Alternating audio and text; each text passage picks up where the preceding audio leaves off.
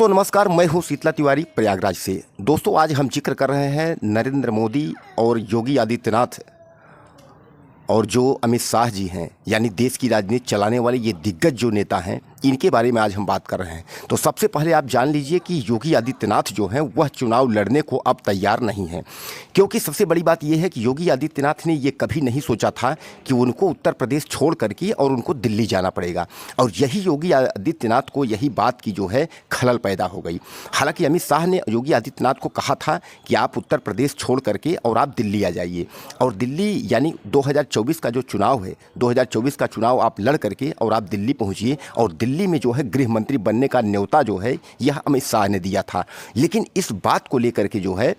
योगी आदित्यनाथ जो है वो परेशान थे, और उनका यही उद्देश्य था कि हम जो है उत्तर प्रदेश के सीएम तौर पे कार्यरत हैं, और 2027 का चुनाव है, 2027 तक हम सीएम पद पे कार्यरत रहेंगे। और इसी वजह से जो अमित शाह और योगी आदित्यनाथ में दूरियां बनती चली जा रही हैं, इसका मात्र यही कारण है कि ओम प्रकाश राजभर जो हैं उनको जो है मौका नहीं दिया जा रहा है। हालांकि ओम प्रकाश राजभर को आपको जानते ही हैं कि पहले वो बहुजन समाज पार्टी में नेता थे, उसके बाद वो समाजवादी पार्टी में नेता हुए, और वो अब उसके बाद भारतीय जनता पार्टी में। अब भारतीय जनता पार्टी में ओम प्रकाश राजभर जो है,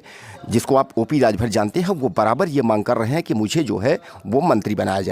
और यह मंत्री बनाने को लेकर के जो उनका जो ये मांग है कि बराबर हमें मंत्री बनाया जाए, इस पर अमित शाह यानी दिल्ली भी यही चाहता है कि ओपी राजभर को यानी ओम प्रकाश राजभर को जो है मंत्री का पद जो है दे दिया जाए, यानी योगी आदित्यनाथ के मंत्रिमंडल में जो है विस्तार किया जाए। और विस्तार करने के बाद योगी आदित्यनाथ को जो है ये बार बार सचेत किया गया, कहा गया कि दिल्ली की बात का आप पालन करिए, यानी ओपी राजभर यानी ओम प्रकाश राजभर को आप मंत्री पद का दर्जा दे दीजिए। लेकिन सबसे बड़ा सवाल ये खड़ा होता है कि योगी आदित्यनाथ भी एक जो है जिद्दी आदमी है, वो योगी आदित्यनाथ जो है राजभर को मंत्री बनाने को तैयार नहीं है। हालांकि इसका सामंजस्य जो है यहाँ से दिल्ली से यानी आपके उत्तर प्रदेश से लेकर के दिल्ली तक पहुँचा, और इसी बीच में जो 5 राज्यों का चुनाव हुआ, मध्य प्रदेश, छत्तीसगढ़, राजस्थान, तेलंगाना और मिजोरम, इन 5 राज्यों के चुनाव में जब से भारतीय जनता पार्टी को 3 राज्य मिल गए, यानी मध्य प्रदेश, छत्तीसगढ़ और राजस्थान में जबरदस्त जो जीत मिली है, उसी पर भारतीय जनता पार्टी को जबरदस्त घमंड हो गया है, और इससे ये लगता है कि भारतीय जनता पार्टी 2024 का जो है चुनाव जीतेगी। और अगर हम बात करें इंडिया और इंडिया बनाम एनडीए की बात करें, कि जैसा कि मतलब इंडिया में जो है सारे विपक्षी जो 28 दल हैं वो इकट्ठे हो गए हैं और केवल नरेंद्र मोदी को हराने के लिए। अब इससे कहीं जहां एक तरफ विपक्ष जो है चुनौती दे रहा है, वहीं जो है योगी आदित्यनाथ और अमित शाह और नरेंद्र मोदी समेत जो दिग्गज भारतीय जनता पार्टी के हैं, उनको ये लग रहा है कि कोई शक्ति जो है हमको रोक नहीं पाएगी। जैसा कि योगी आदित्यनाथ ने साफ तौर पे विधानसभा में कह दिया कि हम 2023 भी जीत लिए और 2024 भी जीत लेंगे और 2027 भी जीत लेंगे। अब सबसे बड़ा सवाल जो मैं आपसे ये कह रहा हूँ, ओम प्रकाश राजभर को लेकर के यूपी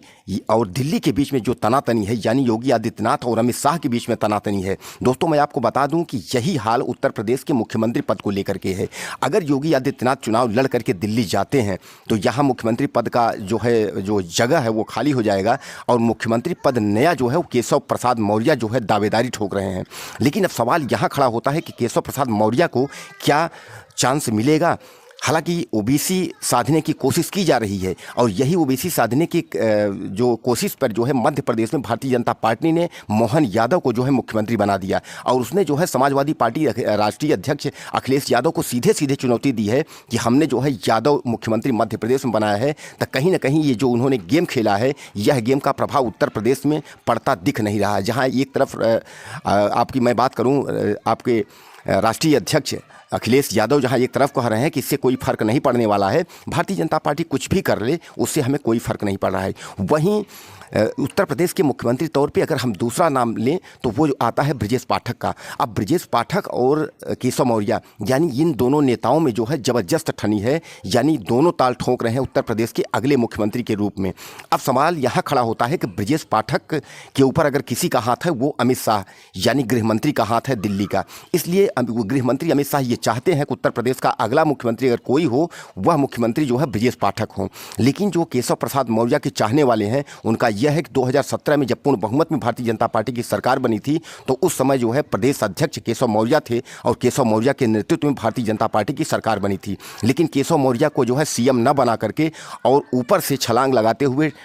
आपके योगी आदित्यनाथ जो है कूद पड़े और योगी आदित्यनाथ को जो है सीएम बना दिया गया उत्तर प्रदेश का। लेकिन जो है आंसू पोंछने के लिए अगर हम बात करें तो डिप्टी सीएम के तौर पर जो है और इनको दिनेश शर्मा को और जो है आपके केशव मौर्य को इनको डिप्टी सीएम के तौर पे आंसू इनका पोंछते हुए इनको बना दिया गया। हालांकि मैं आपको बताऊं केशव प्रसाद के जो चाहने वाले हैं वो इनसे खुश नहीं हैं और केशव प्रसाद को ये लगता है कि योगी आदित्यनाथ की सीट अगर खाली होती है तो मुझे ज़रूर जो है मौका मिलेगा उत्तर प्रदेश के मुख्यमंत्री तौर पर। अब दोस्तों ये लग रहा है, जैसा मैं आपको बता दूं, स्थिति यहाँ शुरू होती है कि अगर 2024 का चुनाव योगी आदित्यनाथ लड़ते हैं तो सामान्य तौर है गृह मंत्री के पद पर वो दिल्ली जाने की तैयारी अगर हो जाती है तो ऐसी स्थिति में उत्तर प्रदेश की सीट खाली हो जाएगी। लेकिन लगता नहीं है कि उत्तर प्रदेश से योगी आदित्यनाथ जो है यहाँ से जाएंगे। जैसा ओम प्रकाश राजभर के मंत्री पद को लेकर के दिल्ली और उत्तर प्रदेश में तनातनी चल रही है, इसको लेकर के अब ये सीधे सीधे लग रहा है कि 2027 तक योगी आदित्यनाथ उत्तर प्रदेश की कुर्सी पर जो है वो बने रहेंगे। अब सवाल सबसे बड़ा खड़ा होता है कि 2024 की जो राजनीति है वो गर्माहट पूरे देश में एक बार फिर पैदा करेगी। कारण ये है कि जहाँ 28 दल एक तरफ इकट्ठे हुए हैं मोदी यानी नरेंद्र मोदी को हराने के लिए, वहीं नरेंद्र मोदी का जो 75 साल है वह भी पूरा होने वाला है, यानी 2 साल, यानी 2024 और 2025 के बाद दिल्ली की भी कुर्सी खाली होगी। अब ऐसी कुर्सी खाली में जो है आडवाणी वाली गलती अमित शाह करना नहीं चाहते हैं और अमित शाह का साफ ध्येय है कि हम जो है प्रधानमंत्री बनेंगे। और इसीलिए वो जो है योगी आदित्यनाथ को निमंत्रण दे रहे हैं, क्योंकि